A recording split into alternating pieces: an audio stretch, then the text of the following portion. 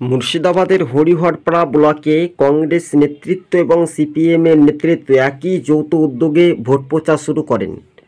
যেহেতু মোহাম্মদ সেলিমের দাপট একেবারে স্পষ্ট, কেননা আজকে আপনাদেরকে জানিয়ে রাখি যে পবিত্র ঈদ মোবারক সকল মুসলিম ধর্মাবলম্বী ভাই ও বোনেদের সকলকে জানাই ঈদ মোবারক। হ্যাঁ, বাস্তবে হরিহরপাড়া ব্লকে আমরা দেখতে পাচ্ছি যে হরিহরপাড়া ব্লকে সিপিআইএমের একসময় দাপট ছিল। হরিহরপাড়া ব্লকের সিপিআইএমের প্রাক্তন বিধায়ক সেখান থেকেও রীতিমতো তিনি যান, নির্বাচনীয় বাড়ি বাড়ি ভোট প্রচার শুরু করেন। কংগ্রেসের ব্লক সভাপতি রয়েছেন, কংগ্রেস কর্মী সমর্থকরা রয়েছেন। এবার মোহাম্মদ সেলিমের দাবি তৃণমূল হটাতে হবে, তৃণমূলকে মুর্শিদাবাদ থেকে বিদায় দিতে হবে। এবং আমরা দেখেছিলাম যে রাজ্য রাজনীতির বিষয়টা মুর্শিদাবাদে ৩-৩ তৃণমূলকে কবর দিন, অধীর চৌধুরী এবং সেলিমদের যে স্লোগান সেটা এখন সোশ্যাল মিডিয়ায় কার্যত ভাইরাল হচ্ছে। আর এটাই ভাইরাল হবে স্বাভাবিকভাবে, কিন্তু আজকে নির্বাচনীয় প্রচারটা না, আমরা বলে দেই, কেননা আজকে পবিত্র ঈদ, 1 মাস রোজা রাখার পর এলো খুশির দিন।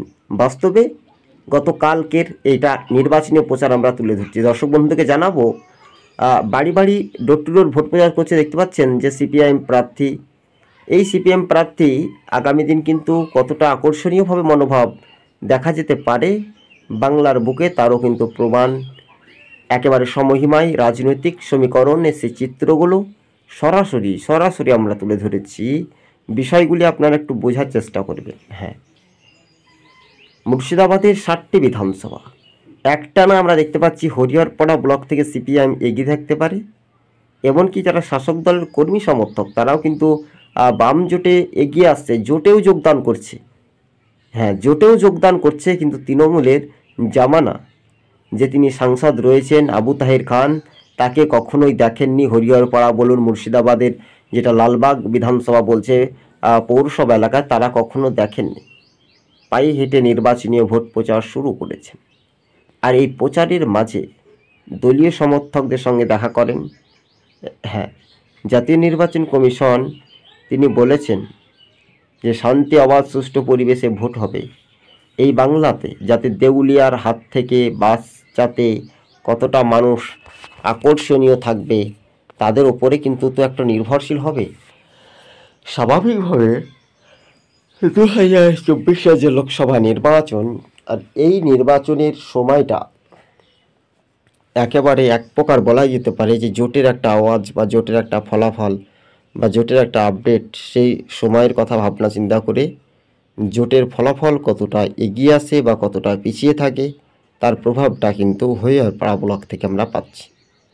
মুর্শিদাবাদের হরিহরপাড়া ব্লক থেকে সিপিআইএমের 6 থেকে 11,000 ভোটের মধ্যে জোটে লিড থাকতে পারে সত্যের খবর অনুযায়ী। এদিকে ভগবানগোলাতে 10,000-এর আপে লিড থাকতে পারে, 2টো গেল। রানীনগরে 15,000 ভোটের আপে লিড থাকতে পারে, 3টা গেল। ডোমকলে 4,300 ভোটে লিড থাকতে পারে সম্ভবত, 4টা গেল। লালবাগে বিজেপির একটু লিডটা থাকবে, কেননা ওখানে হিন্দু সংখ্যা পরিমাণটা বেশি, সেই জন্য পৌরসভা এলাকা, সেই জন্য ওখানে কেউ মানবে না। যতই বড় প্রধানমন্ত্রী আসুক বা কেউ আসুক বা মুখ্যমন্ত্রী আসুক বা মন্ত্রী আসুক, লালবাগটা বিজেপির আন্ডারে থাকবে এবং একটা পাবে তৃণমূল। এই দুটো একটা কন্টেস্ট কভারটা করতেই কতটা আকর্ষণীয়, কতটা মনোভাব, সেই বিষয়টা একটু নজর দেবেন। কিন্তু মুর্শিদাবাদের বাসী সেলিম যেভাবে নির্বাচনীয় ভোট প্রচার, মুর্শিদাবাদের আবহাওয়া জানেন সেলিম, মুর্শিদাবাদের আবহাওয়া একেবারে রীতিমতো পরীক্ষা ভাবনা চিন্তা করেও সেলিম কিন্তু জানেন যে মুর্শিদাবাদে এক প্রকার সেই মহাজোট করেই যখন লড়াই হচ্ছে বাংলাতে, তখন শাসক দল তৃণমূল আরও একটা বিপাকে, বা তৃণমূলের যে চিন্তার ভাঁজ রাতারাতি সেটা তৃণমূল ভাববে। বাস্তবে তৃণমূল বলে কিছু থাকবে না, তৃণমূল একটা আনলিমিটেড কোম্পানি দল। তৃণমূল দলটাই বাংলার মধ্য থেকে উঠে যাবে। একেবারে লাইভ অনুষ্ঠান আপনাদের সঙ্গে আমরা তুলে ধরেছিলাম। বিষয়টা একটু অন্য মতে ভিন্ন চিত্র সুর। আর সেলিমের যে নির্বাচনীয় ভোট প্রচার সেটা কতটা দাপট বা কতটা আকর্ষণীয় হয় তার প্রভাব কিন্তু বাম কংগ্রেস জোটের ফলাফলের পর একটা দেখা যেতে পারে।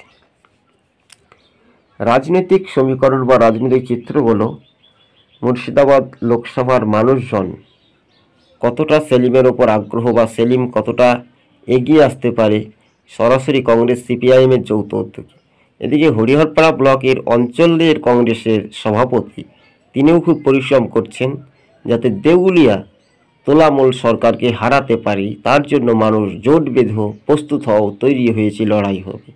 এটাই স্বাভাবিকভাবে নির্বাচনীয় বাড়ি বাড়ি ভোট প্রচার সেলিমের যে একটা প্রভাব সেটা কিন্তু দেখা যাচ্ছে। তবে এই মুহূর্তে যে রাজনৈতিক সমীকরণ বা রাজনৈতিক মানুষের মতাবেগ সেটা এক প্রকারের জোটের একটা যে বার্তা বা জোটের একটা জয়ের সম্ভাবনা বেশি, সেটার ওপর কিন্তু নির্ভরশীল হবে বলে এমনটাই মনে করেছেন রাজনৈতিক মহল। তবে হ্যাঁ, বিষয়গুলি একটু বোঝার চেষ্টা করবেন। তৃণমূল পার্টিটাই আস্তে আস্তে আস্তে আস্তে মুড়ি মুরগির মতো ভেঙে যাবে দেখবেন। তৃণমূল দলটি মানুষে ছিল ভালো, দাঁত খেয়ে হয়েছে শালুক কালো। আর এই তুলামূলের পার্টির আমলে মানুষের নিরাপত্তা, সাধারণ মানুষ, গরিব মানুষের নিরাপত্তা কোথায় যেন হারিয়ে পড়েছে। এবং টাউন শহরের মা বোনেরা, ভাই বোনেরা যেভাবে নিজেদের আত্মত্যাগের সঙ্গে বেঁচে থাকার তাগিদে ভয় পাচ্ছেন এই তুলামূল পার্টি। যে তুলামূল পার্টি বহরমপুর শহরের মতো রাজনীতির ময়দান থেকে কখনোই কোনো দুর্নীতি হয়নি, সেই দুর্নীতির আড়ালে সারা বাংলা জুড়ে প্রভাব পড়েছে। যেমন সন্দেশখালিতে মা বোনেরা কোনো নিরাপত্তা পায়নি, বিশেষ করে সেই শাহজাহানের মতো হেভিওয়েট নেতারাও মুর্শিদাবাদে এসে তারা দাপাদাপি করে, মিথ্যা মামলা দেয় বাম কংগ্রেস কর্মীদের মধ্যে। হ্যাঁ, বিষয়টা আবার বোঝার চেষ্টা করবেন। সেলিমের জয় এক প্রকার নিশ্চিত হয়ে গেল, সেলিমের জয় কিন্তু এক প্রকার নিশ্চিত হয়ে গেল। যোগদানের প্রভাব, যোগদানের ব্যাপক উৎসব বা যোগদানের ব্যাপক একটা ফ্যাক্টর, সেই ব্যাপারটা রাজনীতিক ময়দানটা কিন্তু ছাড়েননি। যারা যারা আমাদের ইউটিউব চ্যানেলটি দেখছেন অবশ্যই চ্যানেলটিকে সাবস্ক্রাইব করে সঙ্গে থাকবেন। আপনাদেরকে আমরা জানিয়ে রাখি যে সেলিম আজকে নির্বাচনী ভোট প্রচারে বিপুল মানুষজনের সাড়া পেয়েছেন। আজকে নয়, গতকালকে যে প্রচারে গতকাল যে প্রচারের সাড়া পেয়েছেন, আজকে পবিত্র ঈদ।